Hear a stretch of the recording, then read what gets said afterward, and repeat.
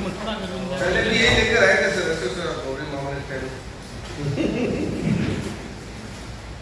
इस बार के लिए बैकग्राउंड का नाम आपको सारा दे दिया है, करीब सारी चीज़ आ गई, बाकी ब्लैक एंड व्हाइट में है। तो मुख्य बात यह है कि हमारे महानिदेशक पुलिस श्री उमेश मिश्रा साहब और एडीजी क्राइम श्री दिनेश आनंद सर ने और राज्य सरकार के जो निर्देश हैं, उस कड़ी में हमने हमारे जो पुलिस अधीक्षक गण हैं हमारी रेंज के, जोधपुर रेंज के, सबके साथ टीम स्पिरिट से हमने व्यूहरचना बनाई और व्यूहरचना बना करके जो जितना हार्डकोर क्रिमिनल है उसको सबसे पहले फोकस किया जाए और उसके विरुद्ध सबसे एसपीज ने किया, डिप्टी एसपीज ने किया, एसएचओज ने किया और जहाँ पर भी बदमाशों को शरण मिल सकती है उन सब स्थानों के ऊपर एक टाइम में हमारी बार बार दबिश लेने की कार्रवाइयाँ की गई और उसके परिणाम स्वरूप हजारों की संख्या में वांटेड क्रिमिनल्स हमारे गिरफ्तार किए गए और जिनके ऊपर राज्य सरकार द्वारा, पुलिस मुख्यालय द्वारा और हमारे रेंज स्तर पे, जिला स्तर पे जो इनाम घोषित थे उसमें भी बड़ी संख्या में इन वांटेड क्रिमिनल्स को गिरफ्तार किया गया। और हमारा प्रमुख ध्येय रहा जिसमें मादक पदार्थों की तस्करी करने वाले, आबकारी के अवैध रूप से शराब तस्करी में जो लोग लिप्त हैं, आर्म्स तस्करी में जो लोग लिप्त हैं, एक्सटोर्शन में जो लोग लिप्त हैं, जिनका आतंक है, उनको फोकस करते हुए गिरफ्तारी की कार्रवाइयाँ लगातार की जाती रही। और इसमें जो हमारी डीएसटी टीम्स है इनको हमने मोटिवेट किया और जिला लेवल के ऊपर हमारे एसपी साहिबान ने उनसे सीधा संवाद किया, सीधा उनको मोटिवेट किया, उनका हौसला बढ़ाया और मैंने रेंज लेवल पे भी हमारी जो डीएसटी टीम है उनके प्रभारियों को यहाँ बुला करके सबको मोटिवेट किया कि ये एक ज़िले की टीम नहीं है, आप 6 जिलों की टीम है, आप सब एक दूसरे को इन्फॉर्मेशन शेयर करें, एक दूसरे को सपोर्ट करें और टीम स्पिरिट से आप ये करें कि ये रेंज एक ही जिला है। एक जिला का मतलब केवल एक जिला नहीं है, रेंज के 6 जिले भी मिलकर के एक जिले की तरह काम करें, एक जिले की तरह आप इन्फॉर्मेशन शेयर करें। और आपने देखा है कि इसी कड़ी में जोधपुर ग्रामीण में, बाड़मेर में, जालोर, सिरोही, पाली, सब में बड़ी संख्या में ऐसे वांटेड क्रिमिनल्स जो कुख्यात थे, जिनका आतंक का डर था, वो एक एक करके पकड़े जाते हैं। वो पूरी सूची आपको हमने प्रूफ कराई। और इसी कड़ी में आपने देखा है कि पिछली बार जो कोसलाराम और ओमाराम वाला जो एनकाउंटर हुआ वो भी बाड़मेर जिले के लिए, जोधपुर रेंज के लिए चैलेंज थे और आम जनता उनसे काफ़ी परेशान थी। यहाँ तक कि महिलाओं में भी डर और आतंक का माहौल था इस गेम का, कोसलाराम और ओमाराम वाली, तो वो भी कंट्रोल में किए गए। और अभी हाल ही में जो ये बिस्नाराम वाली जो गैंग है जिसने अपने कई नाम रख रखे हैं, नाम के ऊपर मत जाइए, लेकिन उनका जो डर है, आतंक है, उसको आप बड़ी मानती हैं। 68 cases against a gang leader. 2010 में अपराध की दुनिया में उसके केसेज चालू होते हैं जो प्रमुखता से बढ़ते जाते हैं और अब तक 68 केसेज हैं, जिनमें 9 केस अभी पेंडिंग है उसके केस, जिनमें कि वो गिरफ्तारी से बचने के लिए इधर उधर शरण ले रहा था। बीच में अभी एफर्ट्स भी किया था हमारी डीएसटी टीम जोधपुर ने और उस समय भी इसने गाड़ी से टक्कर लगा के और ये भागने में सफल रहा, उसका पीछा भी किया लेकिन उस समय ये पकड़ में नहीं आ पाया। तब से ही हमारी व्यू रचना इसमें कंटिन्यूअस चल रही थी। एसपी जोधपुर ग्रामीण ने अपना पूरा फोकस इसमें किया। हाल ही में फलोदी जिला अलग घोषित हुआ तो वहाँ पर भी डीएसटी टीम फॉर्म की गई और एसपी विनीत बंसल जी को भी इसमें हमने लगाया कि दोनों जिलों के एसपी साहिबान टीम बना करके और टीम स्पिरिट से इसको आगे बढ़ाएं। और उस कड़ी में समय रहते जो ही हमें इनपुट मिला, इंफॉर्मेशन डेवलप की गई और दोनों जिलों की हमारी डीएसटी टीम, हमारे अधिकारीगण संयुक्त रूप से इसका हमने ऑपरेशन को लॉन्च किया और उसके परिणाम स्वरूप ये हमारी सफलता हाथ में है। हमारी टीम ने अदम्य साहस का परिचय दिया।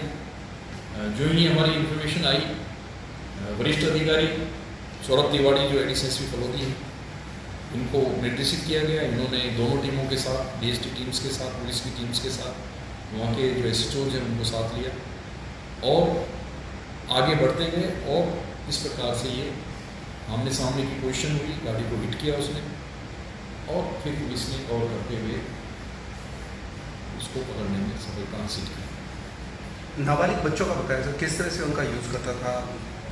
देखिए कि अपने बीच में आपने देखा था कि जो ग्लोरिफिकेशन ऑफ दी क्रिमिनल्स, हथियार दिखाते हुए फोटोग्राफ्स करना, अपनी एसयूज़ के साथ दौड़ते हुए फ़ोटो करना, कई बार उनके जिन महिलाओं के साथ दोस्ताना संबंध है उनके साथ फोटोग्राफ्स दिखाना, इन सब चीज़ों को लेकर अट्रैक्शन एक अबोध मस्तिष्क के अंदर बहुत जल्दी हो जाता है।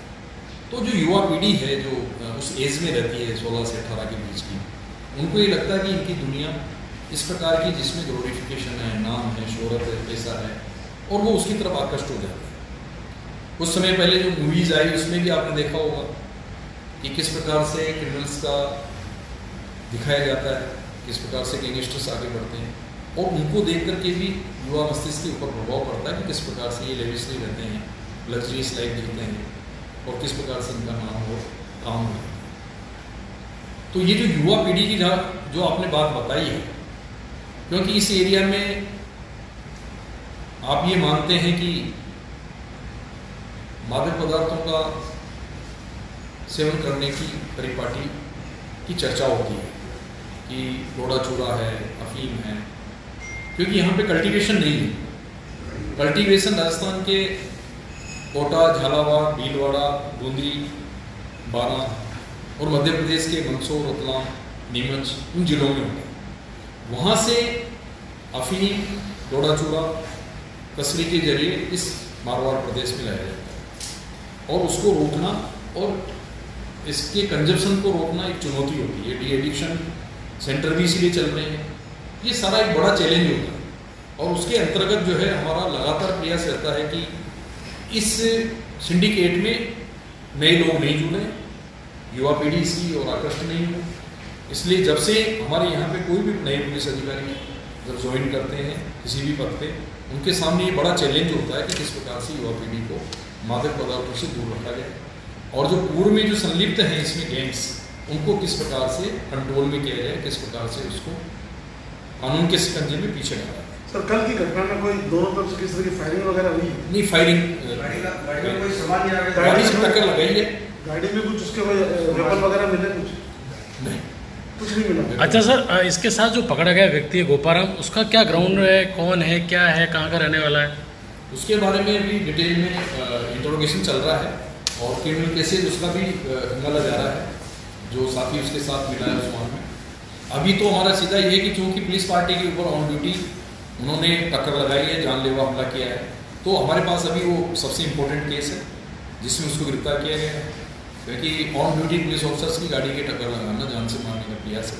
अभी हाल ही में आपने देखा कि बोरुंदा में जिस प्रकार से हमारे एसआई की केवल मोटर वाहन का चालान करने में हत्या की गई है, कमिश्नरेट के करवड़ में, तो करोड़ वाली इंसिडेंट अपने आप में ये शो कर रही है कि किस प्रकार से इनके हौसले बुलंद हैं, और इस प्रकार से ऑन ड्यूटी पुलिस ऑफिसर्स को चेतावनी देने के बावजूद, उसको आगाह करने के बावजूद कि भी आपके ऊपर इनाम घोषित है, आप अपने आप में सरेंडर कीजिए, पुलिस आपको जो है सुरक्षित रूप से न्यायालय के समक्ष पेश करेगी।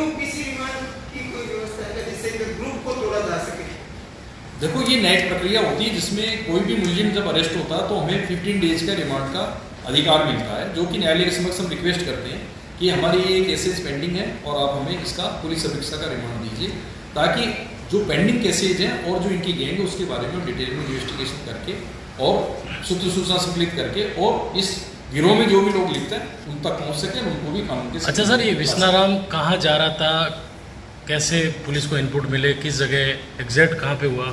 ये हमारा जो क्रिमिनल इंटेलिजेंस है जिसके तहत था इसका मूवमेंट है उस एरिया में, और उस एरिया में मूवमेंट के आधार पर, क्योंकि ये टेक्निकल सर्विलेंस में भी था हमारे, तो उस टेक्निकल सर्विलेंस के आधार पे हमने इसको लोकेट करने का पूरा प्रयास किया, और उसके तहत ही हमें इसकी मूवमेंट का कुछ आइडिया लगा। अच्छा, इसके कोई जेल में साथी रहा, उसकी कोई शादी वादी के वहाँ जा रहा था फंक्शन में, ऐसा कुछ आया सामने? ये अभी इंट्रोगेशन कंटिन्यूस हमारे पास है।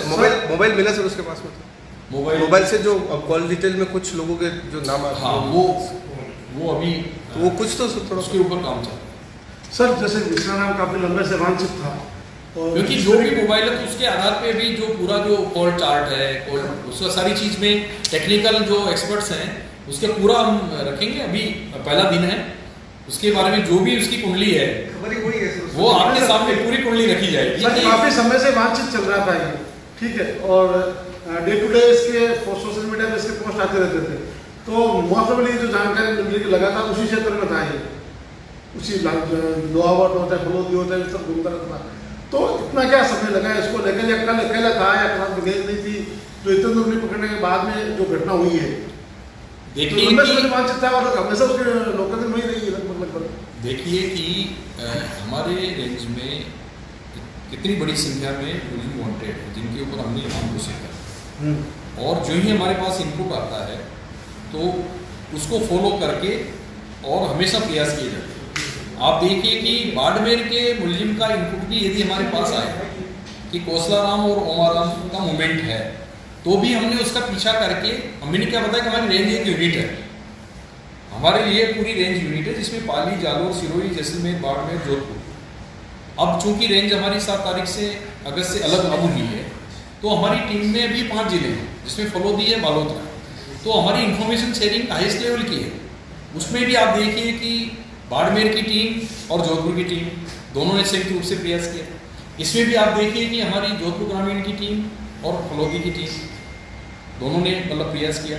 तो ये हमारे हाई इसके ऊपर था, तभी हमने अभी आप देखिए कि इसके मूवमेंट और इसकी सारी चीज़ों के ऊपर पूरा फॉलोअप चल रहा था, क्रिमिनल इंटेलिजेंस हमारी डेवलप हो रही थी, और जो ही हमें पक्की इन्फॉर्मेशन डेवलप हुई तो पक्का ऑपरेशन हो गया और ये पकड़। तो सर पूछ रहे हैं बार बार कि आपसे कि विकल्प पकड़ लिया आपने, कुछ प्राइमरी जानकारी मिली कि तो गैर गणक दौरान कहाँ ये काम करता था, किस तरह की तस्करी करता था, क्या कर रहा था, कौन लोग इसके मात्र थे? इसके जो सर इसी को कंटिन्यू करें सर, सिम भी बरामद हुए हैं, जो सिम बदल रहा था, मतलब कोई तो सिम में हो ना, उन लोगों से बात हुई, नीचे भी तो कुछ लोग होंगे उनके बारे में कुछ पता चला?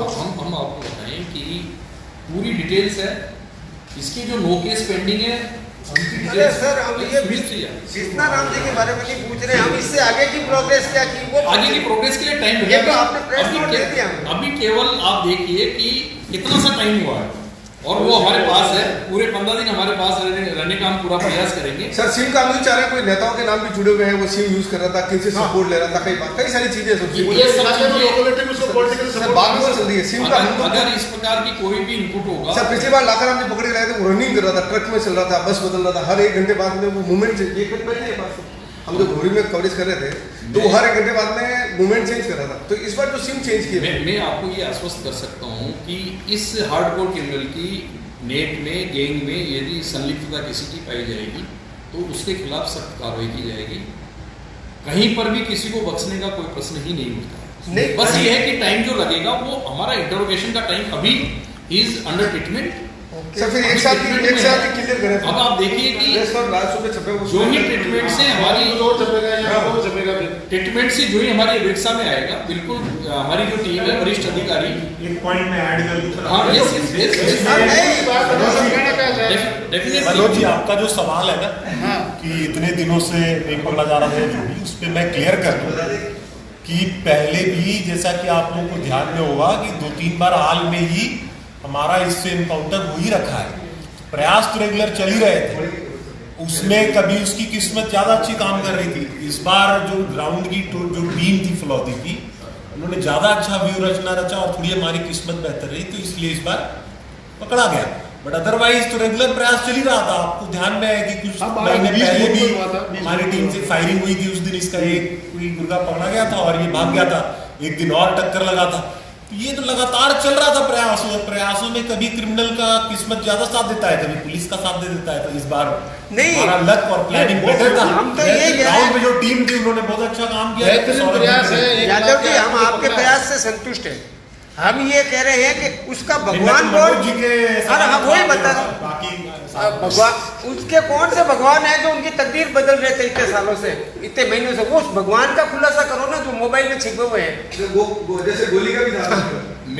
ये भी एक बात आ रही है साहब, चुनावी साल है, चुनावी व्यवस्था है, वो पकड़ा गया है, आपके पास इनपुट आया, उसका यूज हुआ है, कहने में ये बात भी है। इसलिए हम आपसे जानना चाहते हैं, भगवान का बड़ा अपराधी पकड़ा है तो उसकी बैक हिस्ट्री बताइए सर। उसकी मंशा थी बीजेपी सरकार आएगी तब सरेंडर करूंगा। कई सारी मुद्दे मतलब बाहर की बातें। देखो, ये जो आपके प्रश्न हैं उन पे मैं आपको यही कह सकता हूँ कि अभी वो अंडर ट्रीटमेंट है। जो ही हमारी रिक्शा में आएगा, आपके जो भी इनपुट्स हैं और जो भी आपकी क्वेरीज है, इनको भी हम मद्देनजर रखेंगे इंटरोगेशन में कि आपके पास भी जो भी इनपुट है आप हम तक पहुँचे। और जो भी उसका टेक्निकली इनसे उसके कॉन्टेक्ट्स हैं, उनके जो साथी सहयोगी हैं, उनका कहाँ मूवमेंट है, बाकी साथी सहयोगी किस प्रकार से व्यूरोचना में इसका सहयोग कर रहे थे, सबको हम बिल्कुल जो है निकाल करके लाएंगे और सबके खिलाफ प्रभावी कार्रवाई की जाएगी। इसमें मैं आपको आश्वस्त कर सकता हूँ कि हमारी दोनों जिलों की टीम और दोनों जिलों के वरिष्ठ अधिकारी कड़ी से कड़ी जोड़ेंगे और इस नेफेरियस जो जॉब है इनका पूरा ड्रग्स की जो सिंडिकेट बना के या जिसके भी नाम से ये लोग काम कर रहे हैं, उसको बिल्कुल हमारी कोशिश रहेगी कि उसको उनको कंट्रोल करते हुए इनको सबको शिक्षकों के नीचे लाना। Thank you. पूरा प्रयास है। पर आ जाए तो एक साथ ही दे देना सर।